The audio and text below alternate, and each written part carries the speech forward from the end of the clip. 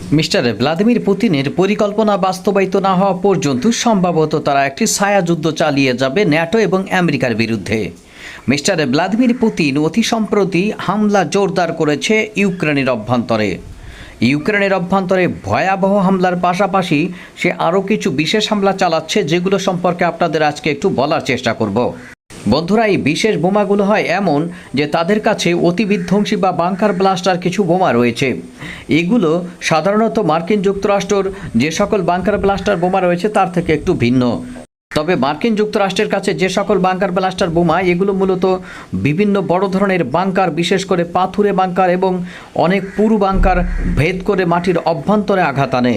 মার্কিন যুক্তরাষ্ট্রের হাতে থাকা GBU-57 হচ্ছে পৃথিবীর সবচেয়ে অতি বিধ্বংসী বাংকার ব্লাস্টার বোমা। এগুলোর ডিজাইন এমনভাবে করা, এর সামনের দিকে শোচালো থাকে এবং এটি সিলিন্ডার আকৃতির। বন্ধুরা, বোমবারের মাধ্যমে সুনির্দিষ্ট লক্ষ্যবস্তুতে আঘাত করার পূর্বে এটি একেবারে 90 ডিগ্রি কোণে যে কোনো লক্ষ্যবস্তুর উপরে আশ্রয় পড়ে। পাথুরে পাহাড় থেকে শুরু করে বিভিন্ন উচ্চ ক্ষমতা সম্পন্ন ক্লিংকার সমৃদ্ধ বাংকার কোষে ব্লাস্ট করে ফেলতে পারে। এটিকে ধরা হয় পৃথিবীর সবচেয়ে ধ্বংসাত্মক এবং গভীরে আঘাত আনার বাংকার ব্লাস্টার বোমা।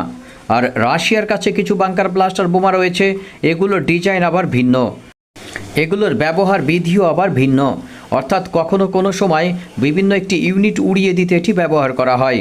ইউক্রেনের বিভিন্ন সামরিক ইউনিট টোটালি ডিস্ট্রয় করে দেওয়ার জন্য এর কয়েকটা একসাথে মারা হয়।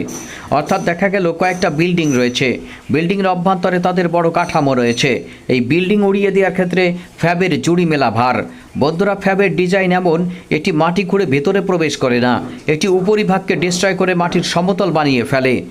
এর ওজন, এর হাই এক্সপ্লোসিভ বিস্ফোরকের পরিমাণই একে অতি ধ্বংসাত্মক করে তোলে। রাশিয়া সোভিয়েত আমলে এই সকল ফ্যাব সিরিজের বোমাগুলো তৈরি করেছিল, এখন সেটি তারা ব্যবহার করছে, এখন আবার নতুন করে এর কার্যকারিতা প্রমাণিত হয় তৈরি করছে। বন্ধুরা, এই ফ্যাব সিরিজের বিভিন্ন ওজনের বোমা রয়েছে বা সাইজের বোমা রয়েছে, যার মধ্যে উল্লেখযোগ্য হলো ফ্যাব 500, ফ্যাব 1500 এবং ফ্যাব 3000। তাদের মধ্যে ফ্যাব 500 হলো উচ্চ ক্ষমতা সম্পন্ন হাই এক্সপ্লোসিভ এমন একটি বোমা, যেটির মাধ্যমে আসলে নিচে থাকা যে কোনো একটি ইউনিটকে টোটালি ডিস্ট্রয় করে দেওয়া সম্ভব। এর ওজন 500 পাউন্ডের মতো। মূলত আর একটা রয়েছে ফ্যাব 1500। এই ফ্যাব 1500-এর ওজন 1500 পাউন্ড। আর আরেকটা রয়েছে ফ্যাব 3000। এই ফ্যাব 3000-এর ওজন হচ্ছে 3000 পাউন্ড। অবস্থান ভেদে এবং কোন ইউনিট ধ্বংস করবে বা ধ্বংসযোগ্য সেই টার্গেটিং অবস্থান সবগুলোকে বিচার বিবেচনা করে অবস্থান স্থানভেদে ব্যবহার করা হয়। অতি বড় হলে সেগুলোর ক্ষেত্রে 3000, মধ্যম মানের হলে ফ্যাব 1500 এবং তার চেয়েও ছোট হলে ফ্যাব 500 ব্যবহার করা হয়। রাশিয়া এই ধরনেরই একটি অপারেশন পরিচালনা করেছে অতি সম্প্রতি। বন্ধুরা, সেটি হলো সেই ডিস্ট্রয়েবল এমন একটি ক্ষেপণাস্ত্র প্রতিরক্ষা ব্যবস্থা, যেগুলো দিয়ে মূলত এটিকে আসলে ডিস্ট্রয়েবল এই সকল ফ্যাব সিরিজের বোমাগুলোকেও আপনি ঠেকাতে পারবেন না। এর গ্লাইডাল হেভিকল সিস্টেমগুলো প্রায় 75 কিলোমিটার দূর থেকে যদি নিক্ষেপ করা হয়, সুনির্দিষ্ট লক্ষ্যবস্তুতে আঘাত করে পুরো ইউনিটকেই ডিস্ট্রয় করে দেয়। সুতরাং আপনার ইউক্রেনীয় ইউনিটগুলোর এক প্রকার জমদূত হিসেবে পরিচিত হয়েছে এই ফ্যাব সিরিজের বোমাগুলো। আর এগুলো এই ফ্রন্ট লাইনে একেবারে মাটির সাথে মিশিয়ে দিচ্ছে ইউক্রেনীয় ফ্রন্ট লাইনগুলোকে। অর্থাৎ ফ্রন্ট লাইনে যখন পদাতিক বাহিনী একে অপরের বিরুদ্ধে যুদ্ধ করে, তখন ইউক্রেনের বিরুদ্ধে রাশিয়াকে স্পষ্ট ব্যবধানে এগিয়ে রাখে এই ফ্যাব সিরিজের বোম্বিংগুলো। পূর্বে এগুলো শত্রুর উপরে এসে ছুড়লেও পূর্বে এগুলো আনগাইডেড ছিল, তাই এগুলোকে শত্রুর উপরে ফেলতে হলে একেবারে শত্রুর মাথার উপরে আসতে হতো। সুতরাং শত্রুপক্ষের আকাশ প্রতিরক্ষা ব্যবস্থার মাধ্যমে এই ফ্যাব সিরিজের বোমাগুলো বহনকারী বোমবারগুলো শুটডাউন হওয়ার সম্ভাবনা থাকতো। কিন্তু এখন এমনভাবে রাশিয়ান প্রকৌশলীরা মিলিটারাইজ যে আধুনিকায়ন, সেটির মাধ্যমে তাতে গ্লাইডাল হেভিকল বা পাখা লাগিয়ে এমন একটা সিচুয়েশন তৈরি করেছে, এটি শত্রুপক্ষের অবস্থান থেকে 75 কিলোমিটার দূরবর্তী অঞ্চল থেকে ছুড়ে একেবারে শত্রুপক্ষের পিন পয়েন্টে করেছিতে আঘাত করা যায়। অর্থাৎ আগে ছিল এটি আনগাইডেড, এখন এটি গাইডেন্স কিট রূপান্তরিত হয়েছে। অর্থাৎ গাইডেন্স কিট এর সাথে সংযুক্ত করার মাধ্যমে রূপান্তরিত গাইডেড বোমায় পরিণত করা হয়েছে এগুলোকে। ফলে এর ক্ষমতা বেড়েছে পূর্বের তুলনায় বহুগুণে এবং এটি এমন ডিস্ট্রয়েবল ক্ষমতা অর্জন করেছে, পূর্বে যখন আনগাইডেড ছিল তখন শত্রুর মাথার উপরে এসে ফেললে কোথায় পড়বে তার কোনো হদিস ছিল না। অর্থাৎ এর অধিকাংশই অপচয় হতো। আর এখন পিন পয়েন্ট অ্যাকুরেসিতে একেবারে লেজার গাইডেন্স সিস্টেম করে এমনভাবে সেগুলোকে ফেলা যায়, বা কিট ভিত্তিক যে ডানাগুলো রয়েছে সেগুলোকে নিয়ন্ত্রণের মাধ্যমে এমনভাবে সেগুলোকে সুনির্দিষ্ট লক্ষ্যবস্তুতে আঘাত করানো যায় যে এটি একেবারে পিন পয়েন্ট করেছে আঘাত করে মার্কিন যুক্তরাষ্ট্রের যেমন গ্লাইডাল হ্যাভিকল বোমাগুলো বা মার্কিন যুক্তরাষ্ট্রের যেমন GBU-57 বোমাগুলো সুনির্দিষ্ট পিন পয়েন্ট করেছে আঘাত করতে সক্ষম। এগুলো প্রায় তার কাছাকাছি সুনির্দিষ্ট লক্ষ্যবস্তুতে আঘাত করে একেবারে ডিস্ট্রয় করে দিতে সক্ষম তার লক্ষ্যবস্তুকে। বন্ধুরা, রাশিয়া এমনই একটি অভিযান পরিচালনা করেছে, সেটি আপনাদের সামনে একটু তুলে ধরার চেষ্টা করব। আর কিভাবে মার্কিন যুক্তরাষ্ট্র তার ফ্রন্টলাইনের বন্ধুদের সহায়তা করছে এর মাধ্যমে বুঝতে পারবেন। এখন ইউক্রেনকে সামরিক সাপোর্ট দেওয়ার ক্ষেত্রে ইউরোপীয় ইউনিয়নই অধিক মাত্রায় গুরুত্ব বহন করছে এবং ইউরোপীয় ইউনিয়নই মূল দায়িত্ব নিয়ে নিয়েছে। মার্কিন যুক্তরাষ্ট্র এখন আর ইউক্রেন নিয়ে মাথা ঘামায় না। তাই এই ফ্যাব সিরিজের বোমাগুলোকে ঠেকানোর জন্য তাদের আকাশ প্রতিরক্ষা ব্যবস্থা প্রযুক্তি বা তাদের পাল্টা আক্রমণের জন্য সমরাস্ত্র সরবরাহের ক্ষেত্রে আমেরিকার মাথা ব্যথা নাই। আমেরিকা এখন মধ্যপ্রাচ্য আর ইরান যে ক্রাইসিস সৃষ্টি করেছে, মধ্যপ্রাচ্যে তারা যে ফাঁদা পড়েছে, সেই ফাঁদ থেকে এখন বের হওয়ার জন্য মূলত মিস্টার ডোনাল্ড ট্রাম্প হাঁসফাঁস করছেন।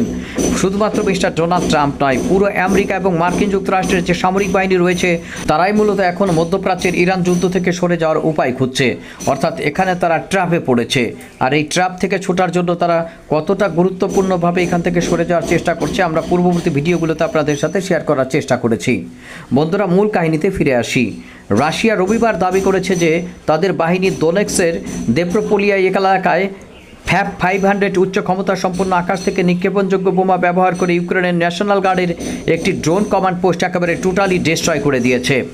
রাশিয়ার প্রতিরক্ষা মন্ত্রণালয়ের প্রকাশিত ভিডিওতে লক্ষ্যবস্তুটিতে একটি শক্তিশালী বিস্ফোরণ এবং আকাশে বিশাল ধোঁয়ার কুণ্ডলী উঠতে দেখা গেছে। রাশিয়ার এই হামলার খবরটি এমন সময় এলো যখন ইউক্রেন রাশিয়ার ভূখণ্ডে তাদের অন্যতম বড় বিমান হামলার দাবি করেছে। আন্তর্জাতিক গণমাধ্যমের প্রকাশিত রুশ কর্তৃপক্ষের তথ্য অনুযায়ী রাশিয়ার বিভিন্ন প্রান্তে শত শত ইউক্রেনীয় ড্রোন পাঠানো হয়েছিল এবং এতে অন্তত 6 জন মারা গেছে। বন্ধুরা, পোদোলস্কের ফুটেজে হামলার পর ধোঁয়ার ঘনকুণ্ডলী উঠতে দেখা গেছে। আর এই সকল উড়িয়ে দেওয়া বিশেষ করে বিভিন্ন নির্মাণ ইউনিট, অ্যাসেম্বলি ইউনিট, সামরিক স্থাপনা, বড় বড় সামরিক যে সকল হ্যাঙ্গারগুলো বিমানবন্দরে অকেজে করে দেওয়ার ক্ষেত্রে রাশিয়া এই ফ্যাব সিরিজের বোমাগুলোর উপর বহুমাত্রায় নির্ভরশীল। বন্ধুরা, এই লজিস্টিক পণ্য বা সাপোর্টটি শুধুমাত্র রাশিয়ার সমরাস্ত্র ভাণ্ডারের কোনো সমরাস্ত্র বা স্বাভাবিক সমরাস্ত্র নয় বা সাধারণ সমরাস্ত্র নয়, এটি এখন রাশিয়ার ভাণ্ডারের স্ট্র্যাটেজিক সমরাস্ত্রতে রূপান্তরিত হয়েছে। কারণ মিস্টার ভলোদিমির জেলেনস্কির ফ্রন্ট লাইনের এক প্রকার জমদূতে রূপান্তরিত হয়েছে বা পরিণত হয়েছে এই ফ্যাব সিরিজের বোমাগুলো। মিস্টার জেলেনস্কি তার F-16 ফাইটিং ফ্যালকনের যুদ্ধবিমান, এই যুদ্ধবিমানের মাধ্যমে হয়তো তাদের যে সকল বোমবারগুলো রয়েছে সেগুলোকে ডিস্ট্রয় করার চেষ্টা করেন বা সেগুলোকে বাধা দেওয়ার চেষ্টা করেন যেন ইউক্রেনের আকাশ সীমার অভ্যন্তরে প্রবেশ করে কোনোভাবেই সেটি ইউক্রেনের অভ্যন্তরে বোম্বিং করে ফিরে যেতে না পারে। তবে ইউক্রেনের বিমান প্রতিরক্ষা ব্যবস্থা এবং আকাশ প্রতিরক্ষা ব্যবস্থায় বড় ধরনের ফাঁক থাকার কারণে এখনও পর্যন্ত পরিপূর্ণভাবে মূলত রাশিয়া কর্তৃক ইউক্রেনের আকাশে যে আধিপত্য বিস্তার করা হয়েছে সেটিকে চ্যালেঞ্জ করা সম্ভব হয়নি।